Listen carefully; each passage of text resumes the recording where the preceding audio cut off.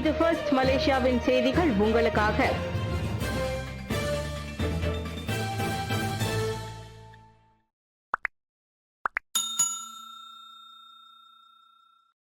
மலேசியாவும் சீனாவும் பல்வேறு துறைகளை உட்படுத்திய 14 உடன்படிக்கைகளில் கையெழுத்து.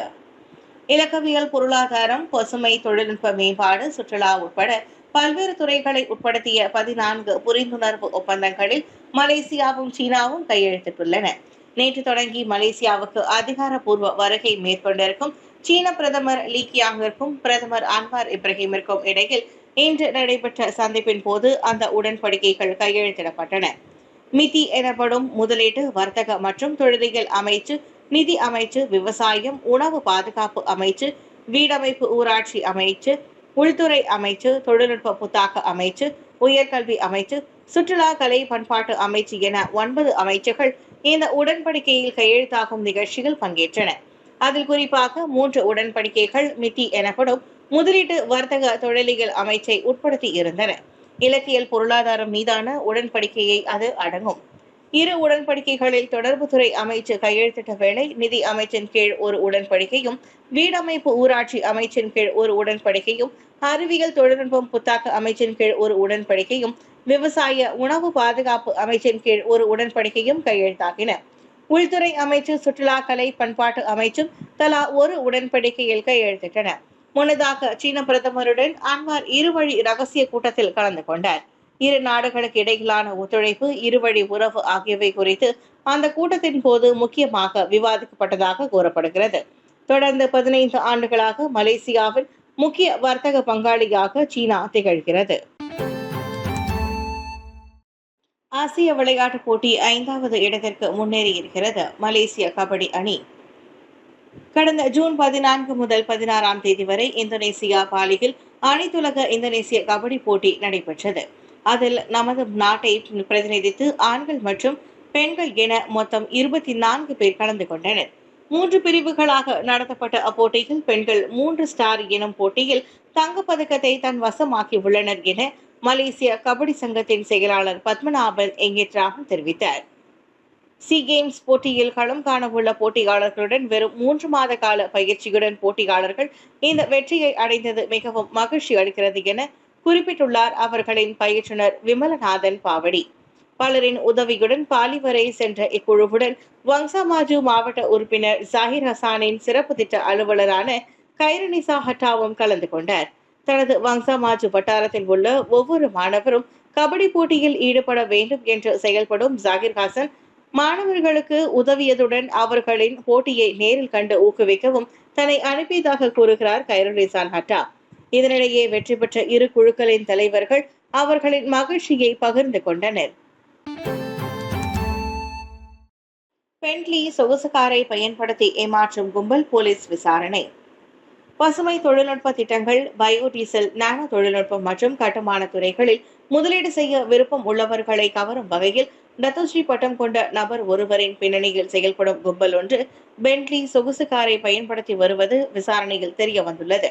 குறிப்பாக முதலீடு செய்ய விருப்பம் உள்ளவர்களை அணுகும் போது அவர்களை நம்ப வைக்க ஏதுவாக அக்கும்பல் அக்காரை பயன்படுத்தி வருவது தெரிய வந்துள்ளது. மாறாக அக்காரை உள்நாட்டு பொது பல்கலைக்கழகத்தின் பெண் விரிவுரையாளர் ஒருவரும் இதற்கு முன் பயன்படுத்தி வந்ததாக கூறப்படுகிறது. அதனால் அக்கார் தொடர்பில் போலீஸ் விசாரணையை முடுக்கிவிட்டுள்ளதாக வர்த்தக குற்றப்புலனாய்வுத்துறை இயக்குநர் டத்தோஸ்ரீ ரம்னி முகமது யூசுப் தெரிவித்தார். அச்சம்பவத்தின் பின்னணியில் செயல்பட்டதாக சந்தேகிக்கப்படும் டத்தோஸ்ரீ பட்டத்தை கொண்ட நபரையும் அக்கும்பல் ஆலோசகராக செயல்பட்டதில் நம்பப்படும் சம்பந்தப்பட்ட பெண் விரிவுரையாளரையும் போலீஸ் தேடி வரும் வேளை டத்தோஸ்ரீ பட்டம் கொண்ட நபர் தலைமறைவாகிவிட்டதாக கூறப்படுகிறது. டென்மார்க்கில் 20 ஆண்டுகள் தங்கி முனைவர் பட்டப்படிப்பை முடித்துள்ளதாக கூறும் அந்நபர் பல்வேறு துறைகளில் அனுபவமும் ஆற்றலும் இருப்பதாக கூறி நிறுவனம் ஒன்றை தோற்றுவித்து அதன் வாயிலாக முதலீடு செய்தவர்களின் பணத்தை ஏமாற்றி உள்ளதும் தெரிய வந்துள்ளது. முதன்முறையாக வடகொரியா சென்ற ரஷ்ய அதிபர் புதின் மேற்கத்திய நாடுகளுக்கு எதிரான வலுவான கூட்டணிக்கு அச்சாரமா? ரஷ்ய அதிபர் விளாடிமிர் புதின் 24 ஆண்டுகளில் முதன்முறையாக பியாங்யாங் சென்று சேர்ந்துள்ளார். வடகொரிய தலைவர் கிம் ஜாங் உன்னுடன் முக்கிய பேச்சுவார்த்தையில் பங்கேற்பதே அப்பயணத்தின் நோக்கமாகும். எதிர்பார்த்தபடியே புதினுக்கு சிவப்பு கம்பளத்துடன் தடபுடலாக வரவேற்பு அளிக்கப்பட்டது. கிம் ஜாங் உன்னே நேரில் சென்று வரவேற்றது புதினின் செல்வாக்கை நிரூபிக்கும் வகையில் இருந்தது. யுக்ரைன் ரஷ்யா இடையே போர் நீடித்து வரும் நிலையில் மேற்கத்திய நாடுகளுக்கு எதிராக வலுவான கூட்டணி அமைப்பதே புதினின் திட்டமாகும். இதன் ஒரு பகுதியாகவே அவர் 2 நாள் பயணமாக வடகொரியா சென்றுள்ளார் என கூறப்படுகிறது. அதனை மெய்ப்பிக்கும் வகையில் உக்ரைனுக்கு எதிரான போரில் ரஷ்யாவின் பக்கம் நிற்பதற்காக பியோங்யாங் புறப்படும் முன் வடகொரியாவுக்கு புதின் நன்றி தெரிவித்துள்ளார். அதோடு உலக அரசியல் ஒருதலைபட்சமாக இருக்க வேண்டும் என நினைக்கும் மேற்கத்திய நாடுகளின் முயற்சியை ரஷ்யாவும் வடகொரியாவும் கூட்டாக எதிர்க்கும் என்றார் அவர். ஏற்கனவே அமெரிக்காவுக்கும் ரஷ்யாவுக்கும் ஆகாத நிலையில் புதினின் வடகொரிய பயணத்தை வாஷிங்டன் மிகவும் உன்னிப்பாக கவனித்து வருகிறது. உளுதுராம் போலீஸ் நிலையத்தில் மேற்கொள்ளப்பட்ட தாக்குதல் ராடின் இம்ரான் 4 குடும்ப உறுப்பினர்களுக்கு எதிராக குற்றச்சாட்டு. ஜொஹூர் உளுதுராம் போலீஸ் நிலையம் மீது தாக்குதல் மேற்கொண்ட சந்தேக நபரின் 5 குடும்ப உறுப்பினர்களுக்கு எதிராக இன்று ஜொஹூர் பாரோ செஷன்ஸ் நீதிமன்றத்தில் குற்றம் சாட்டப்பட்டது. பயங்கரவாத சித்தாந்தம் தொடர்பில் அவர்கள் 9 குற்றச்சாட்டுகளை எதிர்நோக்கியுள்ளனர். 62 வயது ராடின் இம்ரான், 34 வயது ராடின் ரொமியுல்லா ராடின் இம்ரான், 59 வயது ரோஸ்னா ஜந்தான், 23 வயது பரா சொஃப்ரினா ராடின் இம்ரான் மற்றும் 19 வயது மரியா ராடின் இம்ரான் ஆகியோரே அவர்கள் ஆவர். அதே சமயம் உளுதுராம் போலீஸ் நிலையம் மீது தாக்குதலை மேற்கொண்ட 21 வயது சந்தேக நபர் ராடின் லுக்மானின் தந்தையான ராடின் இம்ரானுக்கு எதிராக இதர 4 குற்றச்சாட்டுகளும் சுமத்தப்பட்டுள்ளன. IS தொடர்பான பயங்கரவாத சித்தாந்தங்களை பரப்பியது, சொந்தமாக தயாரிக்கப்பட்ட 4 துப்பாக்கிகளை வைத்திருந்தது, IS கும்பலின் தலைவன் அபுபக்கர் அல் பாக்திற்கு விசுவாசமாக செயல்பட்டது, அந்த தீவிரவாத அமைப்பின் புத்தகங்களை வைத்திருந்தது என்பது அந்த 4 குற்றச்சாட்டுகள் ஆகும். 2014ஆம் ஆண்டு முதல் இவ்வாண்டு மே 17ஆம் தேதி வரையில் கம்போங் சுங்கை திராமில் அவர்கள் அக்குற்றங்களை புரிந்ததாக தெரிவிக்கப்பட்டது.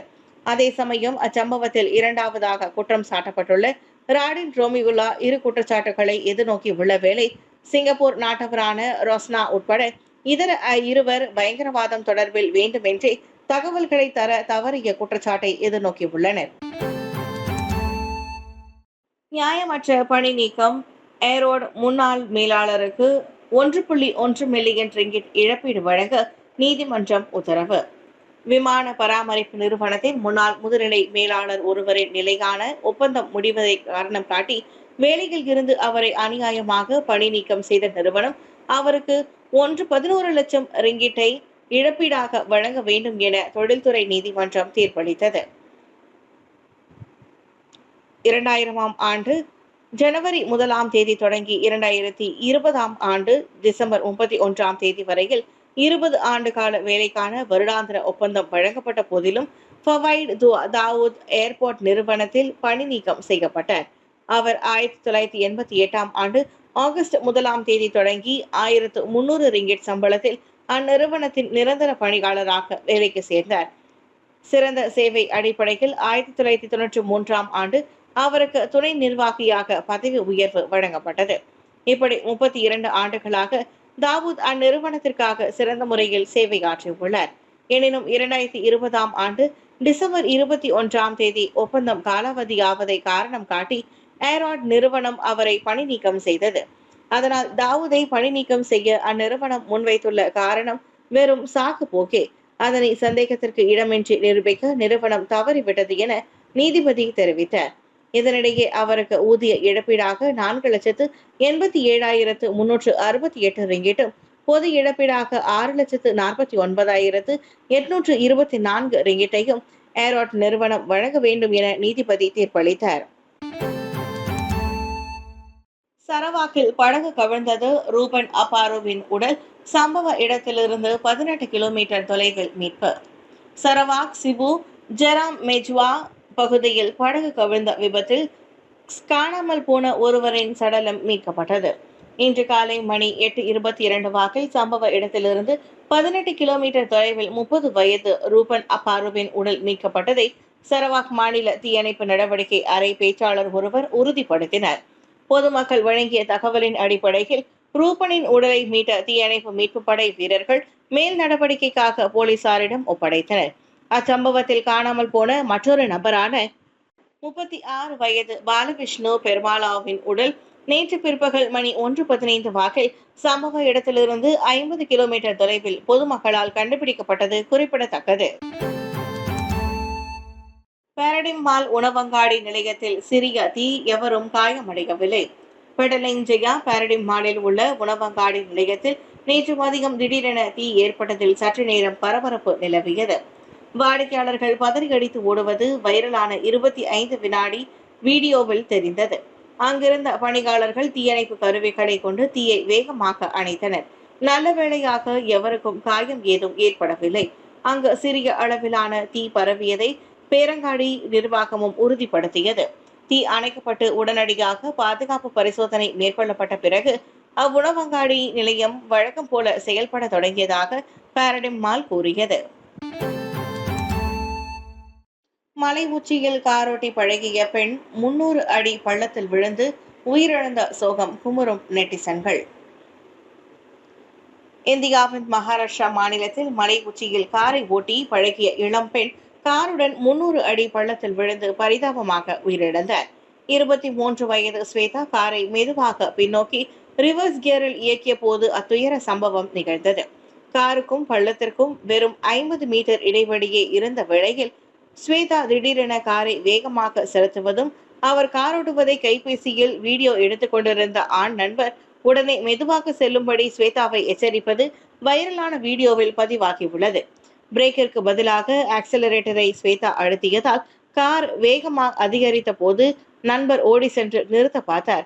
ஆனால் அதற்குள் கார் பள்ளத்திற்குள் விழுந்து விட்டது. 1 மணி நேர போராட்டத்திற்கு பிறகு தீயணைப்புத்துறை ஸ்வேதாவின் உடலை பள்ளத்திலிருந்து மீட்டது. இந்நிலையில் மலை உச்சியில் யாராவது காரோட்ட பழகுவார்களா? நெட்டிசன்கள் தங்களின் ஆதங்கத்தை பதிவிட்டு வருகின்றனர்.